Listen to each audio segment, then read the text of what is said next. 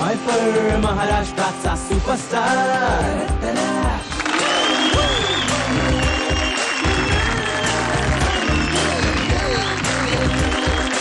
नमस्कार रसिको हो. Action, dialogues आणि इमोशन्स, कॉमेडी, सिरियस, ड्रामा, मेलो ड्रामा असे ऍक्टिंगचे वेगवेगळे फंडेज घेऊन पुन्हा एकदा तुमच्या समोर आलेला आहे बॅकपायपर महाराष्ट्राचा सुपरस्टार. पुढच्या फेरीत कुणाच्या नशिबाचे तारे चमकणार आहेत हे ठरवण्यासाठी आले आहेत आपले मेगा स्टार जजेस. Welcome Mahesh sir.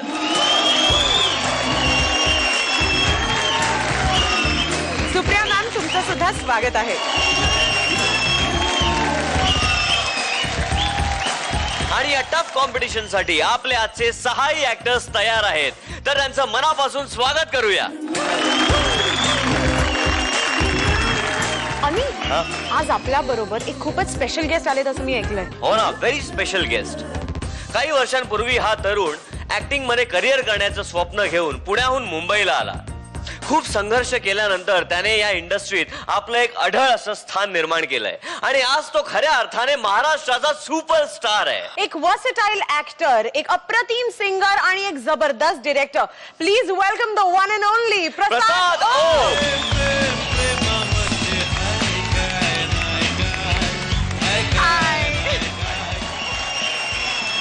प्रसाद, मला सांग, तू एकांकिकांमधनं काम करत करत आता सुपरस्टार या पदापर्यंत पोहोचलेला आहेस, तर तुझा त्यावेळेस एक्सपिरियन्स, स्ट्रगल आणि आता झी मराठीने आजच्या कलाकारांसाठी हा प्लॅटफॉर्म उपलब्ध करून दिलेला आहे, तर तुला काय सांगायचं याबद्दल? जेव्हा मी एकांकिकांमधनं कामं करत होतो तेव्हा माझ्यासमोर दुसरं कुठलं असं व्यासपीठ नव्हतं की ज्या व्यासपीठावरून काम करून मला लगेच सुपरस्टार व्हायची संधी मिळेल. पण या मुलांना आज इमिजिएट असा प्लॅटफॉर्म झी मराठीने उपलब्ध करून दिला, त्याबद्दल झी मराठीचं मी मनपूर्वक कौतुक करतो. आणि ही सगळी मुलं मला असं वाटतं की खूप नशीब घेऊन आली आहेत, कारण त्यांना करिअरच्या सुरुवातीलाच एवढा मोठा प्लॅटफॉर्म मिळाला आणि त्यांना स्वतःला सुपरस्टार सिद्ध करायची संधी मिळाली आहे. त्यामुळे मला या सगळ्यांचं कौतुक वाटतं आणि खूप मेहनत करतायत सगळे. मी काही एपिसोड पाहिलेत नक्कीच याचे, तर मला सगळ्यांना शुभेच्छा द्यायच्यात. Thank you so much Prasad. Please have a seat. Thank you. कोण होणार आहे महाराष्ट्राचे सुपरस्टार्स?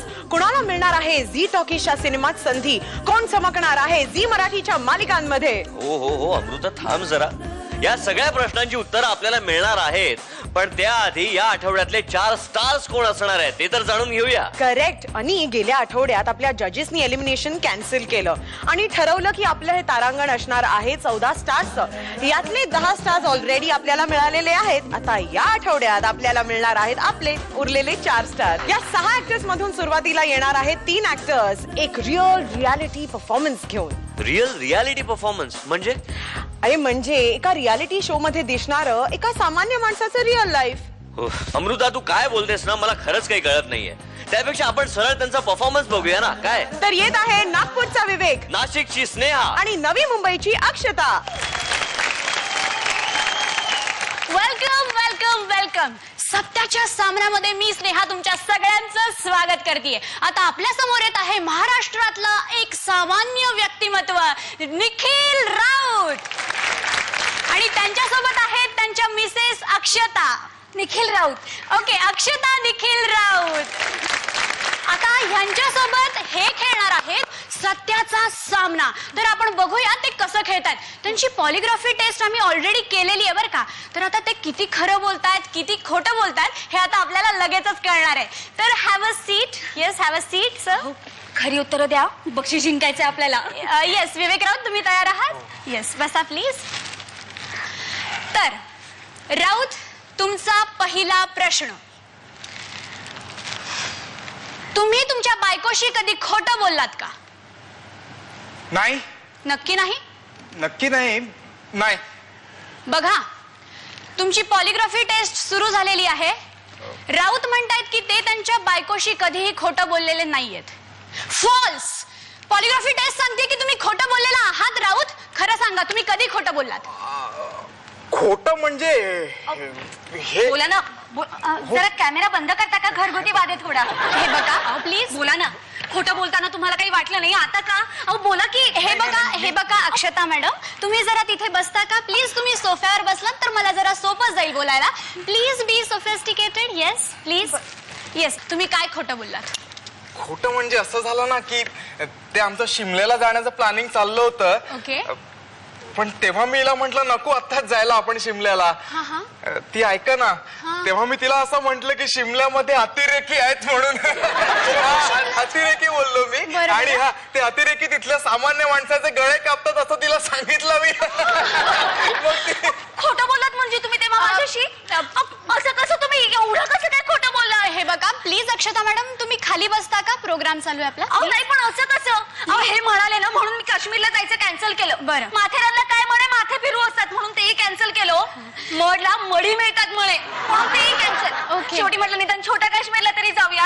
अहो काश्मीराला जाऊन तिकडे एका भैयाच्या गाडीवरची पाणीपुरी खायला घातली. मला काही कुणाला मिळत नव्हती का पाणीपुरी? का मी तिकडे आले हो? हे बघा बजेटचा प्रॉब्लेम. बजेट कसं इकडे म्हणताय? तुम्ही जरा शांत बसा. ह्या इमोशनल झाल्यात.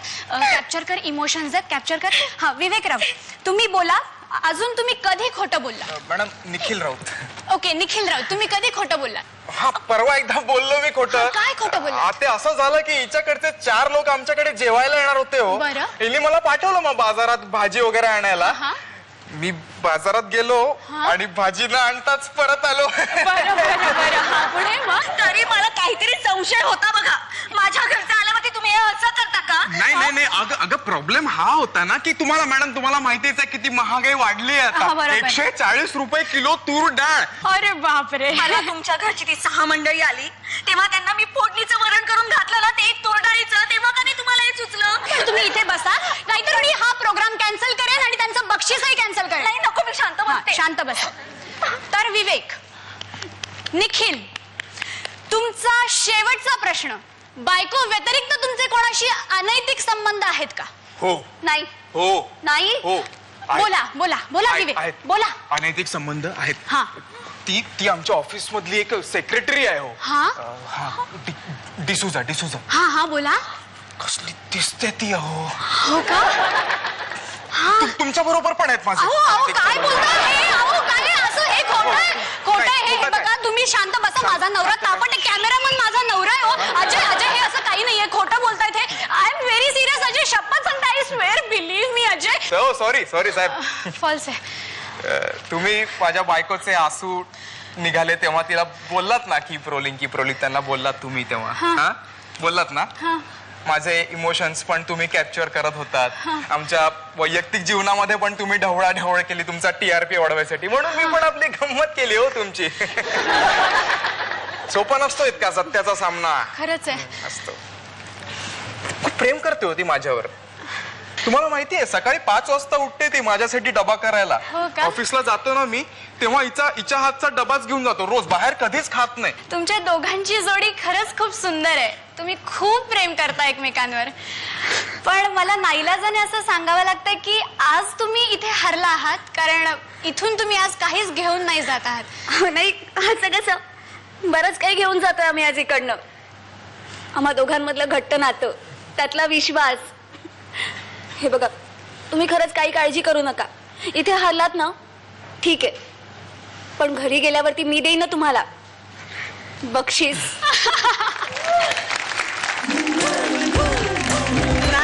खूप छान झाला परफॉर्मन्स. निखिल मला तुला असं विचारायचं. आणि त्याचं नाव विवेक आहे. विवेक. अरे हा निखिल तो आहे ना नाही का? म्हणजे तू निखिल का बोलत होतीस विवेकला? 2 राऊत आहेत ना म्हणून मग कन्फ्युजन म्हणून निखिल विवेक. पण निखिलच कसं नाव आलं? ते काय सारखा तोच पार्टनर मिळतो ना मला. सारखा तोच मिळतो म्हणजे काय वेगळी काही केमिस्ट्री वर्कआउट होते? ऑफ स्क्रीन ऑन स्क्रीन नाही असं काही नाही. Off screen. विवेक राईट. मला तुझ्याशी बोलायचं आहे पण त्याआधी जजेस कमेंट्स. सुप्रिया मॅम. हे जे स्किट तुम्ही सादर केलं ते जवळजवळ माझ्या मते 75% यशस्वी झालं. त्याचं 3 मिनिटाचं किंवा जे काही 5 मिनिटाचं ड्युरेशन असेल एखाद्या आर्टिस्टच्या ग्रुपला मिळतं त्याच्यामध्ये जी एक संधी असते प्रत्येकाला आपली छाप सोडण्याची, ती संधी विवेकनी 100% यूज केलेली आहे. तुझा परफॉर्मन्स आय कॅन से की आत्तापर्यंतच्या सगळे जे परफॉर्मन्सेस बघितले त्याच्यातला सगळ्यात सहज, सगळ्यात कॅरेक्टर मध्ये राहून केलेला परफॉर्मन्स तुझा होता. क्या बात है. He has done a brilliant job. खूप छान. मी अक्षताला देते 3 स्टार्स. मी स्नेहाला देते 3 स्टार्स आणि मी विवेकला देते 5 ला कमी. अर्धा करायचा आहे का देऊच? चल, मला खूप आवडला तुझा परफॉर्मन्स. क्या बात है. क्या बात आहे. फॅन्टॅस्टिक. बॅक पायपर महाराष्ट्राचा सुपरस्टार या रंगमंचावरचा पहिले 5 स्टार्स. क्या बात है. विवेक, congratulations. जोरदार टाळ्या. महेश सर, कसं वाटलं परफॉर्मन्स? छान झालं. विवेकने खरंच खूप छान केलं, पण बेसिकली तुझी बॉडी लँग्वेज पण आता तरी ताट उभार. आता ती बॉडी लँग्वेज, येस, ती बॉडी लँग्वेज घेऊ नको ती अशी, पण ती छान केलंस तू, खरंच छान केलंस. स्नेहाला मला सांगायचं की थोडंसं केलंस छान, फक्त मुवमेंट्स थोड्याशा इझी पाहिजेत. परफॉर्मन्स तिघांनी एकमेकांना साथही चांगली दिली. विवेकला डेफिनेटली स्क्रिप्टचा पण ॲडव्हान्टेज होता, पण त्यांनी केलंही चांगलं, कारण कधी कधी स्क्रिप्ट चांगलं असून तो स्क्रिप्ट चांगलं ज्याला मिळतं तोच वाट लावतो परफॉर्मन्सची. But you did a good job. All 3 of you did a good job. तर स्नेहाला मी देतो 3 स्टार. अक्षताला 2-3 स्टार आणि विवेकला 4 स्टार. क्या बात है.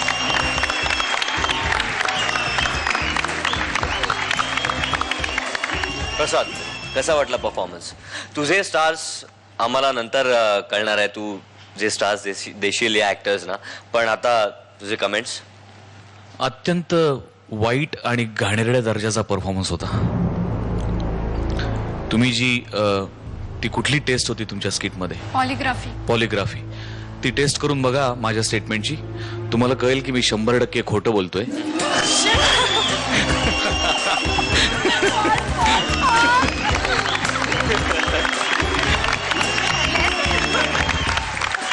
खूप छान, खूप छान. मला खूप आवडलं. Congratulations. Great. Thank you so much. Thank you. Piper महाराष्ट्राचा सुपरस्टार